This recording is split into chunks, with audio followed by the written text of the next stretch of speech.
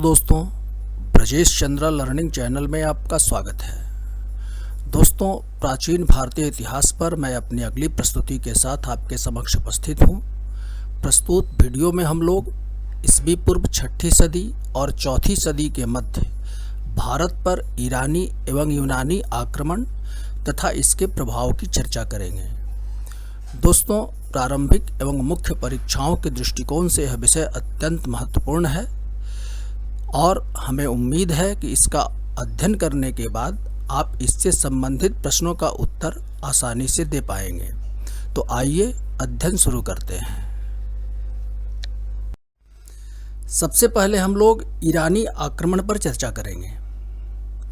तो दोस्तों, जैसा कि आपको पता है कि ईस्वी पूर्व 6ठी सदी में ईरान के हखमनी वंश का एक शासक साइरस था, जिसने हिंदुकुश पर्वतमाला के पश्चिम के समस्त प्रदेशों पर अधिकार कर लिया और इस प्रकार इसके साम्राज्य की पूर्वी सीमा भारत के साथ आ लगी थी। लेकिन प्रथम ईरानी आक्रमणकारी जो था वह साइरस द्वितीय था, जिसने हिंदुकुश पर्वतमाला को पार करके भारत के पश्चिमोत्तर क्षेत्र में आक्रमण का प्रयास किया था, लेकिन इसका आक्रमण असफल हो गया था। साइरस द्वितीय का पुत्र था डेरियस प्रथम, जिसको दारा या दार यवहू प्रथम भी कहा जाता है।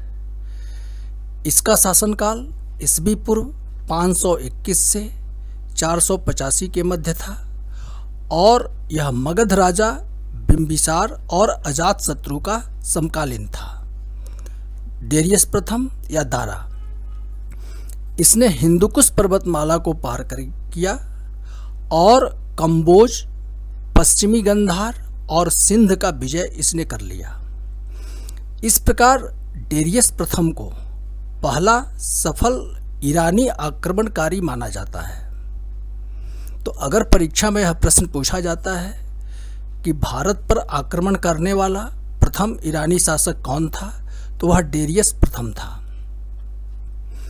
आगे बढ़ते हैं कि डेरियस प्रथम के नक्श-ए-रुस्तम अभिलेख जो ईरान में है, इसमें भारत के विजित प्रांतों को 20वां प्रांत बताया गया है और इस प्रांत से जो आय होती थी ईरान को, वह 360 टैलेंट स्वर्ण मुद्रा थी। तो इससे संबंधित प्रश्न भी परीक्षाओं में पूछे जाते हैं। डेरियस प्रथम ने आक्रमण से पूर्व अपने सेनापति स्काइलैक्स को ईरान के समुद्र तट से सिंधु नदी तट के मुहाने तक के जलमार्ग का पता लगाने के लिए भेजा था। तो यह स्काइलैक्स कौन था? तो स्काइलैक्स जो था वह डेरियस प्रथम का सेनापति था और डेरियस प्रथम ने इसको भारत पर आक्रमण से पहले सिंधु नदी तट के मुहाने तक का जल मार्ग जो था उसका पता लगाने के लिए भेजा था। स्काइलैक्स ने अरब सागर के तटवर्ती भारतीय क्षेत्रों का भी पता लगाया। इससे भारत एवं ईरान के मध्य समुद्री व्यापार को काफ़ी प्रोत्साहन मिला। तो प्रारंभिक परीक्षाओं के दृष्टिकोण से यह तथ्य भी अत्यंत महत्वपूर्ण है। आगे बढ़ें। अब डेरियस प्रथम का जो उत्तराधिकारी था वह छर्यास था या जेरेक्स था, जिसने यूनान के विभिन्न राज्यों पर भी इसने आक्रमण किया। और सबसे महत्वपूर्ण बात जो परीक्षाओं में पूछा जाता है, प्रारंभिक परीक्षाओं में, तो इस छर्यास की सेना में भारतीय सैनिक भी शामिल थे जो सूती वस्त्र पहने हुए थे और यूनानियों के लिए सूती वस्त्र आश्चर्य का विषय था। इसका मतलब यह था कि यूनान में सूती वस्त्रों का प्रचलन नहीं था और इस बात की जानकारी हेरोडोटस देता है। हेरोडोटस को, जैसा कि आप जानते हैं कि हेरोडोटस को इतिहास का पिता या इसका जनक कहा जाता है। तो भारतीय आक्रमण के परिप्रेक्ष्य में इसके बाद के शासकों का राजनीतिक महत्व नहीं है। तो ईरानी आक्रमण से संबंधित जो महत्वपूर्ण तथ्य हैं, ये कुछ महत्वपूर्ण तथ्य हैं। इसका आप सावधानी से अध्ययन कर लें, क्योंकि इससे संबंधित प्रश्न परीक्षाओं में पूछे जाते हैं। अब हम लोग ईरानी आक्रमण का प्रभाव, इसकी चर्चा करते हैं। तो भारत में ईरानी आक्रमण का प्रभाव राजनीतिक क्षेत्र की तुलना में सामाजिक, आर्थिक एवं सांस्कृतिक दृष्टिकोण से अधिक महत्वपूर्ण सिद्ध हुआ। इसका कारण था कि डेरियस प्रथम ने भारत के कुछ ही भागों, जैसा कि हम लोगों ने पहले देखा कि कंबोज, पश्चिमी गंधार और सिंध को ही अपने अधीन किया था, लेकिन शीघ्र ही यहाँ से ईरानियों का प्रभुत्व समाप्त हो गया और स्थानीय राजवंशों, गणतंत्रों ने अपनी स्वतंत्र सत्ता स्थापित कर ली। लेकिन ईरानियों ने अपने विजित भारतीय क्षेत्रों में क्षत्रप राजनीतिक प्रणाली की शुरुआत की और यह प्रथा पश्चिमोत्तर भारत में विकसित हुई, जो बाद के वर्षों में भी हम लोग देखेंगे कि यह जारी रही। इसी प्रकार पश्चिमोत्तर भारत के सामाजिक राजनीतिक जीवन में ईरानी भी रच बस गए। चंद्रगुप्त मौर्य के समय में सौराष्ट्र का गवर्नर पुष्यगुप्त था, जो कि ईरानी था। इसी प्रकार अशोक के समय में वह तुपास्य था, यह ईरानी मूल का ही, ये दोनों जो है सो ये व्यक्ति थे, शासक थे, गवर्नर थे। आगे बढ़ते हैं।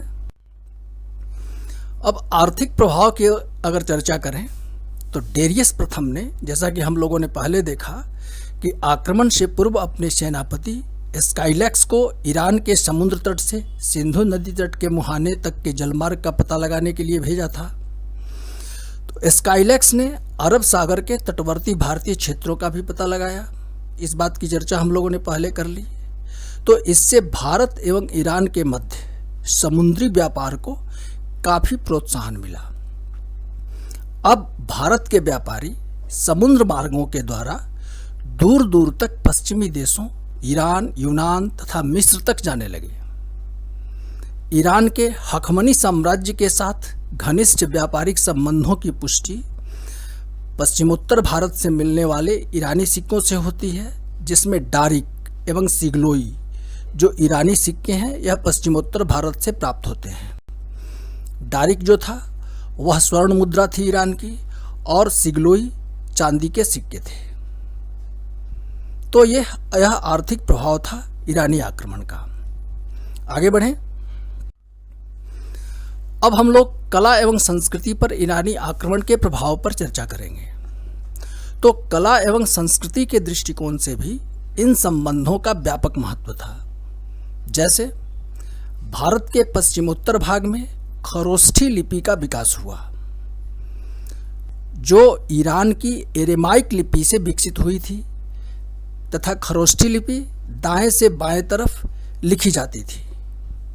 अशोक के दो अभिलेख, जैसा कि आपको पता है, मानसेहरा एवं शाहबाजगढ़ी, खरोष्ठी लिपि में ही लिखे गए हैं। इसके अतिरिक्त अशोक द्वारा अभिलेखों के माध्यम से राजाज्ञाएं जारी करना भी ईरानी प्रभाव माना जाता है। अर्थात अभिलेखों के माध्यम से अपने जनता को संबोधित करना, यह जो प्रथा अशोक ने अपनाई, इसे ईरानी प्रभाव माना जाता है। इसी प्रकार मौर्य राजप्रसाद जो था, इसके अवशेष कुम्हरार से मिले हैं, जैसा कि आपको पता है, पटना बिहार से। तो इसमें स्तंभ मंडपों का निर्माण, अशोक के स्तंभों पर उल्टे कमल या घंटी की परिकल्पना तथा इसकी चमकदार पॉलिश, इसको भी ईरानी प्रभाव ही माना जाता है। इसी प्रकार शासकों ने जो स्त्री अंगरक्षकों को रखने की प्रथा शासकों के द्वारा विकसित हुई बाद में, और अग्नि का महत्व, अग्नि का राजभवन में या सभा भवन में अग्नि को जलाने की जो प्रथा विकसित हुई, यह भी जो है सो ईरानी प्रभाव माना जाता है। तो कला एवं संस्कृति पर ईरानी आक्रमण के ये कुछ प्रमुख प्रभाव हैं, जिससे संबंधित प्रश्न अक्सर परीक्षाओं में पूछे जाते हैं। तो इसे आप ध्यान से देखें। आगे बढ़ते हैं। अब हम लोग भारत पर यूनानी आक्रमण और इसके प्रभाव की चर्चा करेंगे। तो आइए इसे देखते हैं। दोस्तों, प्राचीन यूनान जो था वह छोटे छोटे कई जिले, जनपदों या राज्यों में विभाजित था, जिन्हें पोलिस कहा जाता था। यह एक महत्वपूर्ण तथ्य है। जैसा कि हम लोगों ने पहले देखा कि ईरान के हखमनी शासक छर्यास या जेरेक्स ने इन पर आधिपत्य स्थापित कर लिया था, लेकिन शीघ्र ही यूनानी मेसोडोनिया का एक राज्य था, मेसोडोनिया यूनान का एक मेसोडोनिया राज्य था, यहाँ का एक क्षत्रप था या शासक कह लीजिए उसे, वह फिलिप था ईस्वी पूर्व 4वीं सदी में। इसने संपूर्ण ग्रीक राज्यों पर विजय स्थापित कर यूनान से हकमनी आधिपत्य को समाप्त कर दिया, अर्थात यूनान से जो ईरानी आधिपत्य था, छर्यास का जो शासन था, वह समाप्त हो गया। ईस्वी पूर्व 336 में फिलिप की मृत्यु के बाद उसका 20 वर्षीय पुत्र अलेक्जेंडर अर्थात सिकंदर जो था, वह मेसोडोनिया साम्राज्य का शासक बना तथा अपने विश्व विजय के अभियान की इसने शुरुआत की। तो सिकंदर जिस समय सत्तासीन हुआ, उस समय उसकी आयु 20 वर्ष की थी। यह भी जो है सो प्रारंभिक परीक्षाओं के दृष्टिकोण से महत्वपूर्ण तथ्य है। आगे बढ़ते हैं। अब सत्ता प्राप्त करने के उपरांत सिकंदर ने मिस्र, एशिया माइनर अर्थात टर्की, सीरिया आदि के प्रदेश, जिन पर ईरान के हखबनी वंश का आधिपत्य था, उनका विजय किया और अंततः ईरान से भी दारा तृतीय के शासन का अंत कर ईरान पर भी आधिपत्य कर लिया सिकंदर ने। हखमनी चुनौती को समाप्त करने के बाद सिकंदर भारत विजय के लिए तैयार हो गया। अब हम लोग पश्चिमोत्तर भारत की राजनीतिक स्थिति पर एक नज़र डालते हैं। तो पश्चिमोत्तर सिंध एवं पंजाब क्षेत्र में भारत लगभग 28 छोटे छोटे राज्यों और गणराज्यों में बटा हुआ था और ये राज्य आपस में संघर्षरत थे। हालांकि पश्चिमी और पूर्वी गांधार तथा केकय प्रदेश शक्तिशाली राज्य थे, लेकिन वे भी आपस में संघर्षरत थे और दिलचस्प बात यह है कि इन्होंने एक दूसरे के विरुद्ध सिकंदर की मदद भी की थी। इसे हम आगे देखेंगे। दूसरी महत्वपूर्ण बात कि भारत में सिकंदर द्वारा विजित प्रदेशों की स्थिति कि अर्थात वे कहाँ स्थित थे, इनकी पहचान और सिकंदर के विजय का क्रम विद्वानों के बीच विवाद का विषय है। फिर भी यूनानी साहित्यों में वर्णित राज्यों और भारतीय साहित्यों अर्थात विशेष करके पाणिनि की अष्टाध्यायी में कुछ राज्यों का जो विवरण मिलता है, उसके आधार पर विद्वानों ने एक तादाद में उनमें स्थापित किया है। इसे हम आगे देखते हैं। सबसे पहले पंजशीर और आलिंगर, ये दो नदियां थी। इन नदियों के बीच स्थित कपीसा राज्य था। कपीसा राज्य था, यह भारत का राज्य था। इस पर सिकंदर के आक्रमण को सिकंदर द्वारा किसी भारतीय राज्य पर किया गया प्रथम आक्रमण माना जाता है, कपीसा राज्य पर। ग्रीक साहित्यों में कपीसा की राजधानी निकाया बताई गई है। दूसरा महत्वपूर्ण राज्य अस्पस था। अस्पस, यूनानियों ने अस्पस नाम दिया है इसका, और पाणिनि ने अपने अष्टाध्यायी में अस्मक या अस्वक बताया है। तो अस्पस और अस्मक या अस्वक को एक माना जाता है। तो अस्पस जातियों का राज्य आलिसाग और कुनार नदियों के बीच स्थित था, जिस पर संघर्ष के बाद सिकंदर ने विजय हासिल की। इसी प्रकार यूनानी वृत्तांत में अस्केनोई एक राज्य का विवरण मिलता है। पाणिनि की अष्टाध्यायी में जो अश्वकायन लिखा हुआ है, इसकी समानता उसके साथ बताई जाती है कि अस्केनोई अश्वकायन थे। इस जाति का निवास जो था वह गौरी और स्वात नदी घाटी क्षेत्र में स्थित था। इसकी राजधानी मस्सक दुर्ग थी। यह भी अक्सर प्रारंभिक परीक्षाओं में पूछा जाता है प्रश्न।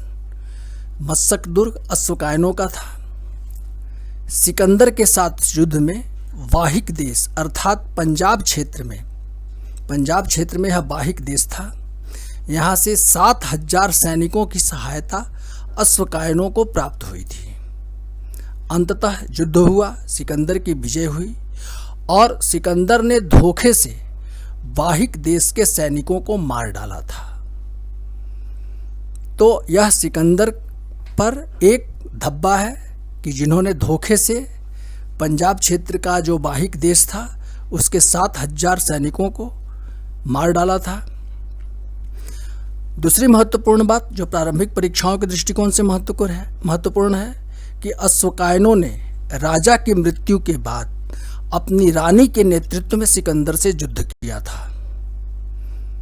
आगे बढ़ते हैं। अब हम गांधार पर चर्चा करते हैं। दोस्तों, गांधार का प्रदेश 2 भागों में विभाजित था। सिंधु नदी के पश्चिम में पश्चिमी गांधार का प्रदेश था, जिसकी राजधानी पुष्पकरावती थी, पश्चिमी गांधार की, और यहाँ का शासक उस समय हस्ती था। इसके विजय में सिकंदर के सेनापतियों को 1 माह का समय लगा। सिंधु नदी के पूर्व और झेलम नदी के बीच पश्चिम में, झेलम नदी के पश्चिम माने सिंधु नदी और झेलम नदी के बीच पूर्वी गांधार का प्रदेश स्थित था और इसकी राजधानी तक्षशिला थी और यहाँ का शासक आम्भी था। आम्भी ने सिकंदर के साथ मित्रता कर ली और उसके भारत विजय अभियान में सिकंदर की सहायता भी आम्भी ने की थी। यह पूर्वी गांधार प्रदेश का शासक था। अब सिकंदर की सहायता करने का कारण यह था कि आम्भी जो था वह वाहिक देश के अन्य जनपदों को जीतकर अपने नियंत्रण में लाना चाहता था। इसके लिए उसे सिकंदर के सहयोग की अपेक्षा थी। विशेष रूप से जो पूर्वी गांधार की सीमा थी वह केकय प्रदेश से लगती थी और केकय प्रदेश का राजा पोरू या पोरस जो था वह काफ़ी शक्तिशाली था और वह तक्षशिला पर अधिकार करना चाहता था। इसलिए आम्भी ने सिकंदर से हाथ मिला लिया। आगे बढ़ते हैं। अब सिकंदर का अगला आक्रमण केकय प्रदेश पर हुआ।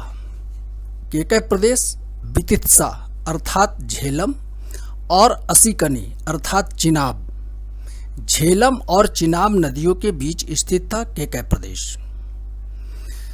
बितित्सा अर्थात झेलम नदी के तट पर पोरू या पोरस और सिकंदर की सेनाओं में संघर्ष हुआ था। यह भी अक्सर प्रारंभिक परीक्षाओं में यह प्रश्न पूछा जाता है कि सिकंदर और पोरस के बीच संघर्ष किस नदी के तट पर हुआ था। तो वह झेलम नदी के तट पर हुआ था। संघर्ष के बाद सिकंदर विजयी हुआ। ईस्वी पूर्व 326 में हुए इस युद्ध को झेलम का युद्ध या यूनानी वृत्तांत में इसे हाइडेस्पीज का युद्ध कहा जाता है। हार के बाद पोरू सिकंदर का सहयोगी हो गया। आगे बढ़ते हैं कि केकय प्रदेश के विजय के उपरांत सिकंदर ने केकय प्रदेश में 2 नगरों की स्थापना की थी। बाउकेफला पहला नगर था।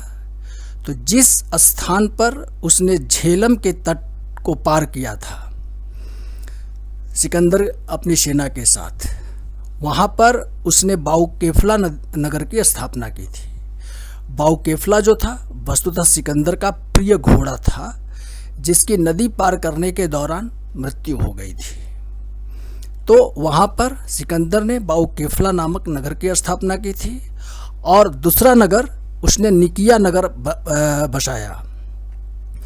तो निकिया नगर जहाँ सिकंदर की सेना ने पुरु को परास्त किया था या पोरस को, वहाँ निकिया नगर की स्थापना उसने की थी सिकंदर ने। आगे बढ़ें। अब चिनाब नदी के पूर्व एक अन्य पोरुवंशी राज्य था। इसे भारतीय साहित्यों में मद्र जनपद कहा गया है। इसने भी सिकंदर की अधीनता स्वीकार कर ली।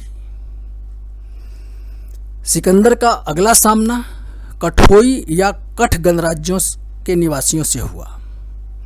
तो कठोई एवं कठ गणराज्य जो था, इनकी जो सत्ता थी वह रावी और ब्यास नदियों के बीच थी। रावी इसका प्राचीन नाम इरावती भी है, ऐसे पौरुषणी नाम भी वेदों में मिलता है। तो रावी और ब्यास विपाशा नदियों के बीच कठ जनपद रहते का निवास स्थान था। इस गणराज्य के निवासी, इनकी एक महत्वपूर्ण विशेषता थी कि इस गणराज्य के निवासी सौंदर्य को काफ़ी प्रधानता देते थे और कुरूप बच्चों को ये मार डालते थे। और सबसे महत्वपूर्ण और दिलचस्प बात कि कठों में सती प्रथा भी प्रचलित थी। तो प्रारंभिक परीक्षाओं के दृष्टिकोण से यह एक महत्वपूर्ण तथ्य है। कठों ने सिकंदर का दृढ़ता से मुकाबला किया। सांगल नगरी कठों की थी, तो कठों के सांगल नगरी के पतन के बाद भी सिकंदर ने कठों की वीरता से हतप्रभ होकर के सांगल को जमींदोज करवा दिया था। आगे बढ़ें। कठों को परास्त करने के बाद सिकंदर ने कठों के समीपवर्ती प्रदेश फेगेलस, जिसकी पहचान अष्टाध्यायी में उल्लिखित भगल से की गई है, इस पर आधिपत्य स्थापित किया। आगे बढ़ते हैं। ब्यास नदी के पश्चिमी तट तक के प्रदेशों पर सिकंदर ने अपना आधिपत्य स्थापित कर लिया। यहीं पर उसने ब्यास नदी के पूर्व के यौधेयगण और मगध साम्राज्य की सैनिक शक्ति का पता लगा सिकंदर को, और सिकंदर की सेना इससे भयभीत होकर के आगे बढ़ने से इनकार कर दिया। सिकंदर की सेना ने मजबूर होकर के सिकंदर ने ब्यास नदी के पश्चिमी तट पर वेदिकाएं बनवाई और वापस लौटने का आदेश दिया। तो इस प्रकार ब्यास नदी के पश्चिमी तट तक ही सिकंदर अपना विजय अभियान चला पाया था। वहां से यह वापस लौट गया। अब लौटने के पूर्व जो विजित साम्राज्य थे सिकंदर के, उसकी व्यवस्था सिकंदर ने किस प्रकार की, इसे देखिए। तो झेलम और ब्यास नदी के बीच के विजित प्रदेश पुरुकोश ने प्रदान कर दिए। झेलम तथा सिंधु नदी के बीच के प्रदेश तक्षशिला के राजा आम्भी को प्रदान कर दिए, और सिंधु के पश्चिमी प्रदेशों का शासक फिलिप को उसने बनाया। इसके अतिरिक्त सभी विजित प्रदेशों में उसने स्थान स्थान पर सैनिक छावनियां बनवाई ताकि सिकंदर के इस साम्राज्य के विरुद्ध विद्रोह को रोका जा सके। आगे बढ़ें। अब वापस लौटने के क्रम में सिकंदर ने दूसरा मार्ग अपनाया। तो इस क्रम में भी सिकंदर का भारतीय राज्यों से, गणराज्यों से संघर्ष हुआ। उन पर एक नज़र डालते हैं। तो वापस लौटने के क्रम में सिकंदर का सामना सौभूति राज्य से हुआ, लेकिन ग्रीक विवरणों के अनुसार सौभूति ने सिकंदर की अधीनता स्वीकार कर ली थी। लेकिन सौभूति भी काफ़ी वीर थे, और साथ ही साथ महत्वपूर्ण बात कि सौभूति राज्य के लोग भी कठों के समान सौंदर्य को काफ़ी महत्व देते थे और कुरूप बच्चों को बचपन में ही मरवा देते थे। तो इस प्रकार कठ और सौभूति, ये जो दो गणराज्य थे, ये सौंदर्य को काफ़ी महत्व देते थे। अगली महत्वपूर्ण बात कि सौभूति राज्य में नमक की एक पहाड़ी भी थी। तो ये तथ्य भी प्रारंभिक परीक्षाओं के दृष्टिकोण से महत्वपूर्ण है। अब सौभूति राज्य से सिकंदर झेलम नदी के मार्ग से जल बेड़े में आगे बढ़ा। झेलम और चिनाब नदियों के संगम पर सिकंदर का सामना सिवी गणराज्य से हुआ, और सिवी ने भी सिकंदर की अधीनता स्वीकार कर ली। आगे बढ़ते हैं। वहां से आगे बढ़ने पर सिकंदर का सामना मालव और क्षुद्रक गणराज्यों से हुआ। यह एक महत्वपूर्ण तथ्य है, इसे आप देखें कि मालव और क्षुद्रकों की सम्मिलित सेना से सिकंदर की सेना में भय व्याप्त हो गया और उन्होंने पुनः बगावत कर दी थी। जैसा कि ब्यास नदी के पश्चिमी तट पर पहुंच करके मगध शासकों के डर से सिकंदर की सेना ने आगे बढ़ने से इनकार किया था, उसी प्रकार मालव और क्षुद्रक गणराज्यों के साथ संघर्ष से पहले सिकंदर की सेना में बगावत हो गई। बाद में सिकंदर ने समझाया उन्हें कि मुझे एक विजेता की तरह वापस लौटने दो, तो सिकंदर की सेना मान गई और वे युद्ध के लिए तैयार हो गई। इससे पहले कि मालवों को क्षुद्रकों की सहायता मिलती, इससे पूर्व मालवों और क्षुद्रकों में आपस में समझौता हो गया कि दोनों मिल करके सिकंदर की सेना का सामना करेंगे। लेकिन मालवों को क्षुद्रकों की सहायता पहुंचती इसके पहले ही सिकंदर ने मालवों पर आक्रमण कर दिया। मालव से युद्ध करते हुए सिकंदर की छाती में चोट लगी, जो बाद में सिकंदर की मृत्यु का कारण बनी। यह भी एक महत्वपूर्ण तथ्य है। तदनंतर मालवों को क्षुद्रकों की सहायता भी प्राप्त हो गई। इनकी वीरता से हतप्रभ होकर के सिकंदर ने इनसे संधि कर ली। मालव और क्षुद्रक के 100 वीर सिकंदर की सेना में शामिल हुए, जिनका सिकंदर ने स्वागत किया। तो प्रारंभिक परीक्षाओं के दृष्टिकोण से ये महत्वपूर्ण तथ्य है। आगे बढ़ते हैं। अब मालव एवं क्षुद्रक के अतिरिक्त अम्बष्ठगण से भी सिकंदर का संघर्ष हुआ और अंततः सिकंदर ने भी इनसे संधि कर ली। ग्रीक विवरणों के अनुसार सिकंदर का अगला सामना अगलस्सी गणराज्य से हुआ। अगलस्सी की पहचान सतलज नदी के दक्षिण पूर्व स्थित आग्नेय गण से की गई है कि अगलस्सी जो था वह आग्नेय गणराज्य था। सिकंदर के साथ युद्ध में पराजय को सामने देख आग्नेय गण के लोगों ने स्वयं ही अपनी नगरी को नष्ट कर दिया था। यह भी एक महत्वपूर्ण तथ्य है। पुरुष जो थे वो युद्ध में मृत्यु को प्राप्त हो गए और औरतों ने जौहर व्रत करके अपने शरीर का परित्याग कर दिया। तो यह तथ्य भी प्रारंभिक परीक्षाओं के दृष्टिकोण से महत्वपूर्ण है। वापस लौटने के क्रम में सिकंदर का सामना एक अन्य गणराज्य था मूसिक, उनसे हुआ। इसने भी सिकंदर की अधीनता स्वीकार कर ली, लेकिन ग्रीक लेखकों ने इस गणराज्य की काफ़ी प्रशंसा की है, मूसिकों की।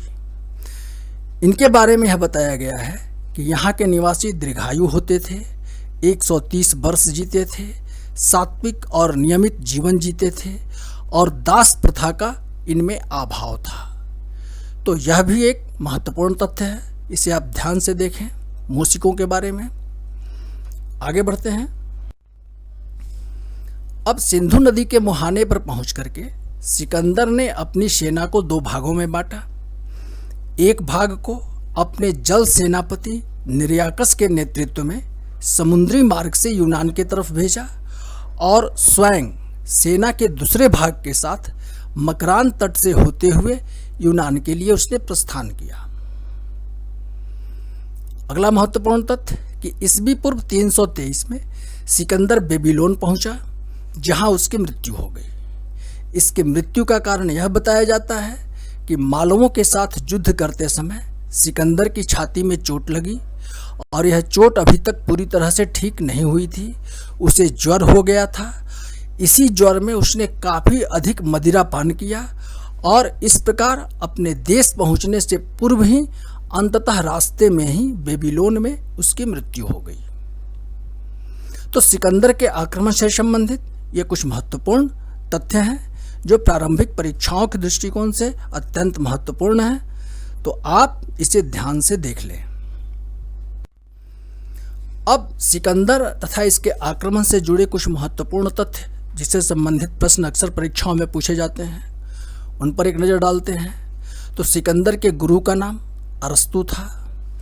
अरस्तु ने सिकंदर से कहा था कि वह भारत से उसके लिए एक दार्शनिक लेकर के आए। झेलम के तट पर सिकंदर की मुलाकात दंडायन से हुई थी, जिसे वह यूनान ले जाना चाहता था, लेकिन दंडायन ने यूनान जाने से मना कर दिया। अगर आप लोगों को याद होगा तो एक नाटक था भारत का एक ब्राह्मण, उसमें सिकंदर और इसी दंडायन के बीच जो संवाद हुआ था उसका चित्रण है। हालांकि बाद में दंडायन यूनान गए थे और यूनानी साहित्यों में इनका नाम डायोजिनिस बताया गया है। तो यह तथ्य भी प्रारंभिक परीक्षा के दृष्टिकोण से महत्वपूर्ण है। दूसरा महत्वपूर्ण तथ्य कि अश्वकायनों के साथ युद्ध में उनके मशक दुर्ग पर विजय प्राप्त करने के लिए सिकंदर ने कटापुल्ट संज्ञक प्रहार अस्त्र का प्रयोग किया था। अगला महत्वपूर्ण तथ्य कि सिकंदर 20 वर्ष की अवस्था में शासक बना तथा इसकी मृत्यु 33 वर्ष की अवस्था में ही हो गई थी। आगे देखें, सिकंदर का जल सेनापति निर्याकस था। इसकी चर्चा भी हम लोगों ने पहले कर लिया। दूसरा महत्वपूर्ण तथ्य कि हेफेस्टियन और पार्डिकस इसके अन्य सेनापति थे, जिन्हें काबुल में, जब सिकंदर काबुल में था तो उसने आदेश दिया था हेफेस्टियन और पार्डिकस को कि वे सिंधु नदी तट तक पहुँचे और नदी पार करने की व्यवस्था करें। सिकंदर भारत में लगभग 19 महीने रहा। अगला महत्वपूर्ण तथ्य, इससे आप लोग परिचित भी होंगे कि पोरू को परास्त करने के बाद जब इसे बंदी बना करके सिकंदर के सामने लाया गया, तब सिकंदर द्वारा यह पूछे जाने पर कि उसके साथ कैसा व्यवहार किया जाए, पोरू ने कहा जैसा एक राजा दूसरे राजा के साथ करता है। सिकंदर इससे अधिक प्रभावित हुआ और उसने पोरू से मित्रता कर ली और उसके विजित प्रदेश भी उसको वापस लौटा दिए और पोरू सिकंदर के अधीन एक शासक बन गया और उसने अन्य भारतीय राज्यों के विजय में सिकंदर की सहायता भी पोरू ने की थी। आगे बढ़ते हैं। अब दोस्तों हम लोग भारत पर यूनानी आक्रमण के प्रभाव पर चर्चा करते हैं। यह तथ्य भी अत्यंत महत्वपूर्ण है परीक्षाओं के दृष्टिकोण से। तो आइए इसे देखते हैं। तो सिकंदर के भारत आक्रमण का भारत की राजनीतिक, सामाजिक, आर्थिक तथा सांस्कृतिक जीवन पर गहरा प्रभाव पड़ा था। राजनीतिक क्षेत्र की अगर बात करें तो राजनीतिक क्षेत्र में सिकंदर के जाते ही पश्चिमोत्तर भारत में यूनानी शासन के विरुद्ध विद्रोह प्रारंभ हो गया, जिसका नेतृत्व चंद्रगुप्त मौर्य ने किया। इतिहासकारों का कि यह एक मान्यता है। और पश्चिमोत्तर भारत के इन्हीं विद्रोही गुटों को संगठित करके चंद्रगुप्त ने मगध पर आक्रमण कर धनानंद को मार डाला और मगध में मौर्य वंश की नींव डाली थी। दूसरा महत्वपूर्ण तथ्य कि सिकंदर के आक्रमण के साथ पश्चिमी देशों से भारत का संपर्क और बढ़ा और पश्चिमी देशों से नियमित रूप से राजदूतों का आदान प्रदान होने लगा। जैसा कि आपको पता है कि सेल्यूकस का राजदूत जो था मेगास्थनीज, वह चंद्रगुप्त मौर्य की दरबार में आया था। मौर्य दरबार में इसका उत्तराधिकारी डायमेकस था, जो सीरिया के राजा एंटियोकस प्रथम का राजदूत था। मिस्र के शासक टॉलमी द्वितीय फिलाडेल्फस का राजदूत था डायनीसियस, यह बिंदुसार के दरबार में आया था। इस प्रकार सिकंदर के आक्रमण के बाद पश्चिमी देशों के साथ भारत का राजनीतिक संबंध सुदृढ़ हुआ। आगे बढ़ते हैं। ईरानी आक्रमण के साथ पश्चिमी देशों के साथ व्यापारिक संपर्कों की जो शुरुआत हुई थी, इस काल में इसमें और अधिक वृद्धि हुई। यूनानियों का भारतीय अर्थव्यवस्था में सर्वप्रमुख योगदान भारत में सिक्के निर्माण की कला में विकास के रूप में देखा जा सकता है। यह एक महत्वपूर्ण तथ्य है। इससे पूर्व भारत में आहत सिक्के प्रचलित थे, जिन्हें पंचमार्ट सिक्के भी कहा जाता था। भारतीय ज्योतिष के क्षेत्र में भी यूनानियों का योगदान महत्वपूर्ण था। वाराह मिहिर का एक ग्रंथ है पंच सिद्धांतिका। इसका जो रोमक एवं पॉलिश ज्योतिष सिद्धांत है और जो फलित ज्योतिष शास्त्र है वराह मिहिर का, इस पर यूनानी प्रभाव परिलक्षित होता है। इसी प्रकार सप्ताह के 7 दिनों का विभाजन, काल गणना, ग्रहों, नक्षत्रों की चाल संबंधी सिद्धांत भी यूनानियों की देन माने जाती है।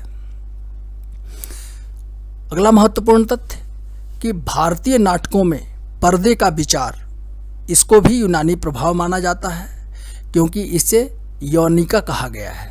यवनिका अर्थात नाटकों में जो पट्टा छेप पर्दा गिरता है, उठता है, यह भी यूनानी प्रभाव माना जाता है।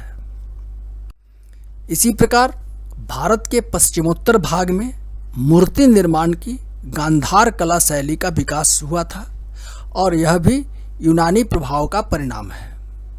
यह कला यूनान की हेलेनिस्टिक कला शैली से विकसित हुई थी।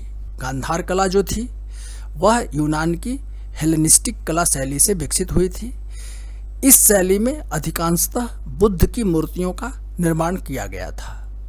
तो दोस्तों, ईरानी और यूनानी आक्रमण से संबंधित ये कुछ महत्वपूर्ण तथ्य हैं जो प्रारंभिक और मुख्य दोनों ही परीक्षाओं के लिए अत्यंत महत्वपूर्ण हैं। हमें उम्मीद है कि यह सामग्री आपको उपयोगी लगेगी। तो दोस्तों, इस वीडियो में बस इतना ही। दोस्तों, यदि मेरी यह प्रस्तुति आपको उपयोगी लगती है तो कृपया मेरे इस वीडियो को लाइक करें और यदि अभी तक आपने मेरे इस चैनल को सब्सक्राइब नहीं किया है तो इसे सब्सक्राइब करना न भूलें। धन्यवाद।